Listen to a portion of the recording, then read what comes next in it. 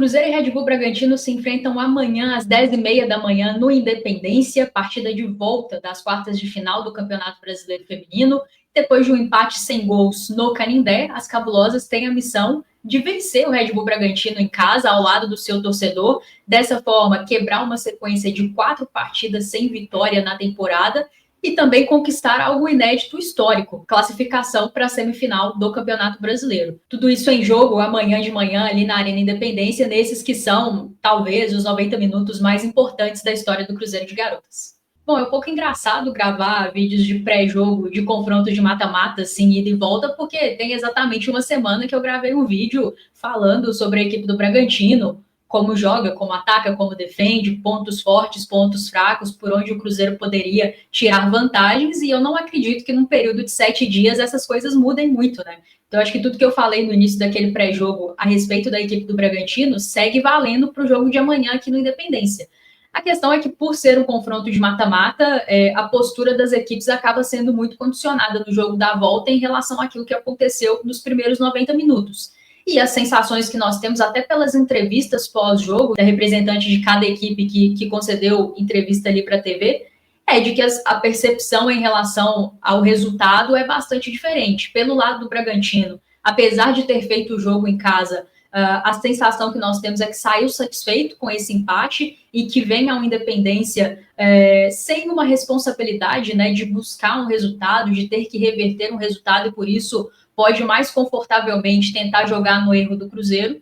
E pelo nosso lado, muito claramente, uma postura de descontentamento com aquilo que a equipe produziu, principalmente no primeiro tempo, e também com o resultado. A sensação é de que o Cruzeiro tinha condições de buscar uma vantagem no placar já nesse primeiro jogo, e agora jogando em casa, dentro de 90 minutos, vai precisar tomar as rédeas da partida, vai precisar assumir a responsabilidade de buscar o resultado, e vai precisar fazer isso desde o primeiro minuto, não vai ter aí uma margem confortável para trabalhar. E com isso, esse deve ser o cenário do jogo, né? Um Cruzeiro que deve, desde o primeiro minuto, tentar ocupar o campo do Bragantino, e tentar ocupar muito, não só com muitas atletas, mas também por um período longo de tempo, o que, aliás, é uma das valências desse Cruzeiro que nós vimos ao longo da temporada. É uma equipe que, quando sobe as suas linhas, marca a saída de bola de adversários, em especial adversários que se mostram frágeis nesse tipo de jogo, que é o caso do Bragantino, o Cruzeiro costuma conseguir tirar muitas vantagens. Essas atletas, ao longo da temporada, já mostraram muita condição de nesses encaixes individuais, recuperar a posse da bola, e aí sempre numa zona de muito perigo para o adversário, e como temos muita qualidade do meio para frente, normalmente conseguimos boas soluções para finalizar a gol dessa forma.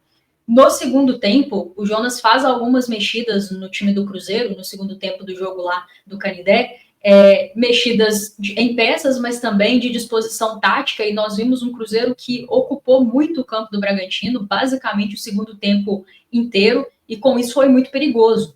E aí eu tenho para mim que a gente pode ver uma postura bem parecida no Independência. Aí fica a curiosidade para ver em termos de peças e de disposição tática, né? O Cruzeiro costuma jogar no 3-5-2. No segundo tempo, ele desfaz essa linha de 3, a Isabela passa a jogar como lateral direita, a Gisele como lateral esquerda, ele saca a Miriam no intervalo, coloca a Vanessinha, e aí o Cruzeiro passa a ter 4 atacantes em campo que a gente ainda não tinha visto, né? Isso a partir ali dos 15 minutos do segundo tempo, quando a Lele entra. Então, Letícia de centroavante, Bianca pela esquerda, Marília pela direita, e a Vanessinha como uma meia esquerda, uma linha mais atrás desse ataque, ao lado da Gabi Soares, que nesse momento passou a cair mais pela direita. Não sei se o Jonas vai começar assim, tá? Esse jogo. É um time bastante ofensivo nessa formação. Só a Bedoya, naquele momento, estava sendo volante. A Gabi até pode jogar como uma camisa 8, mas é um time bastante ofensivo. Eu não sei se o Jonas já começa de cara dessa forma, mas não me surpreenderia assim, se começasse, porque entendo que o time melhorou bastante quando jogou dessa forma, sufocou o Bragantino no seu próprio campo, e a verdade é que o Cruzeiro precisa da vitória, né? E é quem tem uma maior responsabilidade de buscar abrir o placar nesse jogo. Então, não me surpreenderia se ele começasse com essas atletas, e acho que o Jonas, ele nos deu uma resposta que a gente ficou se perguntando ao longo do primeiro semestre inteiro, que é como ele encaixaria a Vanessinha nessa equipe, né? Pensando nas temporadas que Lele, Bianca e Marília fizeram até aqui, muito acima da média, né? As três são atacantes muito, muito acima da média, primeira prateleira no futebol brasileiro, e todos nós conhecemos também a qualidade e a capacidade da Vanessinha. A questão é que ela ficou fora de combate no primeiro semestre. E aí nós vimos como o Jonas imagina encaixar todas elas juntas. Fica um time bastante ofensivo, mas eu acho que até pelas dificuldades que o Bragantino tem ali na sua primeira linha, sufocar essa primeira linha me parece uma boa estratégia. No primeiro tempo do jogo lá no Canindé, essa primeira linha do Bragantino tinha bastante liberdade. O Cruzeiro, na maior parte do tempo da primeira etapa, passou a pressionar mesmo mais no seu meio campo. E eu acredito que pressionar essa saída de bola, pressionar essa primeira linha do Bragantino é um bom movimento, porque elas já se mostraram frágeis, não só contra o Cruzeiro, nas duas oportunidades que as enfrentamos nessa temporada, mas também diante de outras equipes. E aí, tendo a responsabilidade de buscar a vitória, por ser o favorito no confronto e por jogar ao lado do seu torcedor, me parece algo que faz sentido. E também me parece que faz sentido ter essas três atletas que estão voltando de lesão juntas em campo o máximo de tempo possível e o máximo de tempo em que elas estão bem, né? Em que elas estão ali zeradas, por assim dizer. Então, Bianca, Lele e Vanessinha claramente ainda estão longe do seu momento ideal. Não acho que as três podem fazer 90 minutos em altíssimo nível, porque é uma questão lógica, né? Elas estão voltando de lesão, o natural é que demore a readquirir aquele condicionamento e ritmo de jogo, então nem se fale, né? Isso vai vir só com a sequência de jogos. Então eu entendo que o ideal é usar as três ao mesmo tempo e no início da partida, para que você consiga aproveitar o melhor das três juntas, e aí ao longo do jogo você vai sacando e fazendo o controle conforme a necessidade, né? Então, estou apostando nisso, até porque me parece que nesse momento há uma vaga em aberto nesse meio-campo. Essa vaga já foi muito da Pri.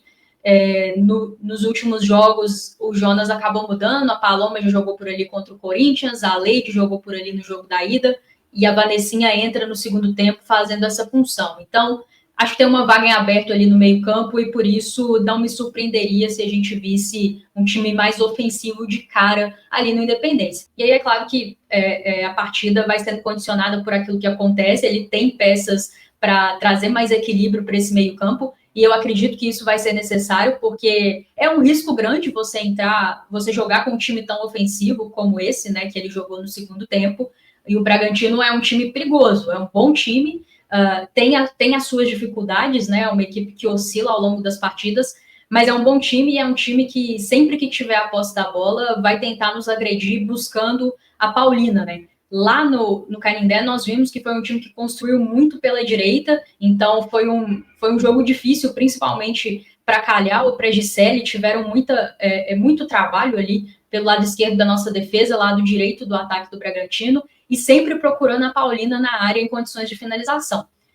Acredito que o Bragantino vem para jogar no nosso erro, principalmente se a gente for com essa postura mais ofensiva, e aí é preciso que as nossas recomposições funcionem muito bem, todo mundo esteja muito ligado, um Cruzeiro compacto, mais compacto do que tem sido nesse retorno, para que a gente não sofra tanto, porque, sem sombra de dúvidas, indo com um time tão ofensivo como eu estou imaginando, ou mesmo que não seja tão ofensivo assim, sempre que o Bragantino tiver a posse, ele vai procurar ser vertical, buscar a Paulina e buscar nos agredir, e um cenário em que o Bragantino consiga abrir o placar no Independência é um cenário que vai ficar muito parecido com o que foi ali a reta final daquele segundo tempo no Canindé.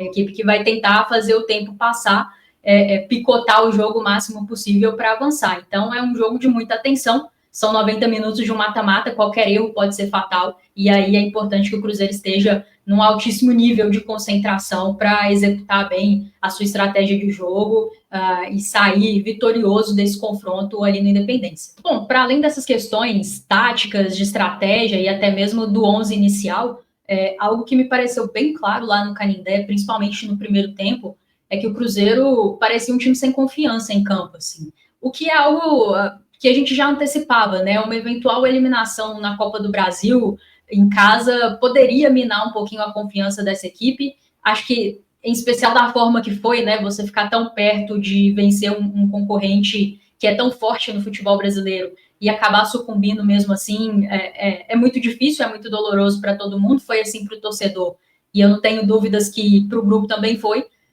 e deu para ver no Canindé uma equipe bem abaixo daquilo que a gente está acostumado. E aí, acho que quando tem tantos erros técnicos, como a gente viu naqueles primeiros 45 minutos, eu não consigo acreditar que as pessoas desaprenderam a jogar futebol do dia para a noite, né? Me parece muito mais uma questão de confiança mesmo, de tensão com o jogo e com a responsabilidade da partida. Acho que isso faz parte. O Cruzeiro é uma equipe que está mudando de patamar competitivo no futebol feminino, então esse grupo ele está se habituando a competir num nível maior. Acho que a régua subiu, e faz parte você precisar assimilar essas coisas, assim como faz parte você ter uma eliminação doída num dia e 3, 4 dias depois você tem que fazer outro jogo. Não dá para simplesmente esquecer o que aconteceu, né? Então eu tenho um pouco essa expectativa de entender como esse grupo trabalhou ao longo dessa semana cheia para chegar nesse jogo no Independência, com um grande público, né? Nós vamos ter aí cerca de 5 mil cruzeirenses no Independência amanhã para essa partida. Os jogos delas costumam dar em torno de 1.000 pessoas, um pouco menos ali, em média, né? Nos dias normais de jogos delas. Então a gente está falando de um público 5 vezes maior do que o de costume. E aí eu estou bem curiosa para ver como essa equipe vai se comportar ao lado do seu torcedor ali no Independência. É claro que o apoio aumenta, mas acho que a pressão aumenta também, e isso é natural. Quanto mais o torcedor abraçar, mais apoio, mas também mais pressão vai ter. Aí a ver como a equipe se comporta. Eu entendo que a responsabilidade maior desse confronto é do Cruzeiro, por ser o favorito, né? Foi a equipe que fez a melhor campanha da primeira fase e é um time melhor do que o time do Bragantino. Eu acho que mesmo numa partida em que a gente não foi bem, deu para ver isso nos 45 minutos finais lá no Canindé. É um Cruzeiro que tem mais soluções e que tem um elenco melhor do que o elenco do Bragantino, mas vai precisar traduzir isso no campo, né? E acho que principalmente no primeiro tempo, lá em São Paulo, essa equipe não conseguiu fazer isso. E aí tenho essa expectativa de ver como esse grupo vai assimilar tudo que aconteceu, e se elas vão conseguir rapidamente assim se reconectar com essa confiança nelas mesmas, né? Acho que isso é bem importante para que a gente faça um bom jogo amanhã, até porque em muitos momentos dessa temporada essa equipe me pareceu muito confiante em campo e mesmo em circunstâncias adversas conseguiu buscar resultados, conseguiu viradas surpreendentes, conseguiu empates em jogos que estava perdendo, em jogos difíceis, e me pareceu sempre uma equipe muito confiante. Emendou aí 14 jogos de invencibilidade na temporada, o que é algo muito acima do normal, né? Muito fora da curva, mas vem nesse momento de 4 jogos sem vitórias, sendo 3 empates e uma derrota. Um desses empates perdeu ali nos pênaltis para o Corinthians na Copa do Brasil.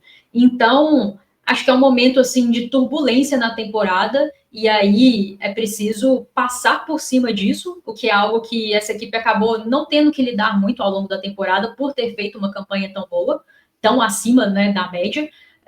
E aí vai precisar passar por esse momento de turbulência num jogo que é decisivo, né? Acho que nesse momento é o jogo mais importante da temporada e da história do Cruzeiro, porque pode nos colocar pela primeira vez numa semifinal de Campeonato Brasileiro. É muita pressão, muita responsabilidade, e aí é necessário que nesse momento, principalmente as lideranças desse grupo, as atletas mais experientes, tomem a frente, né, e liderem esse grupo para que consigam ali, nesses 90 minutos, desempenhar o seu melhor futebol, fazer aquilo que elas vêm fazendo ao longo da temporada. Porque se o Cruzeiro conseguir fazer um bom jogo, como fez na maior parte da temporada até aqui, as chances de vitória são muito grandes, porque é uma equipe muito qualificada, muito bem treinada, que se defende muito bem e que ataca com muita gente de muita qualidade. Então a tendência é de um Cruzeiro que consiga, fazendo um bom jogo, vencer e avançar. Mas aí, entre a tendência e a prática, tem muita coisa, e eu torço muito para que a gente consiga entrar nessa partida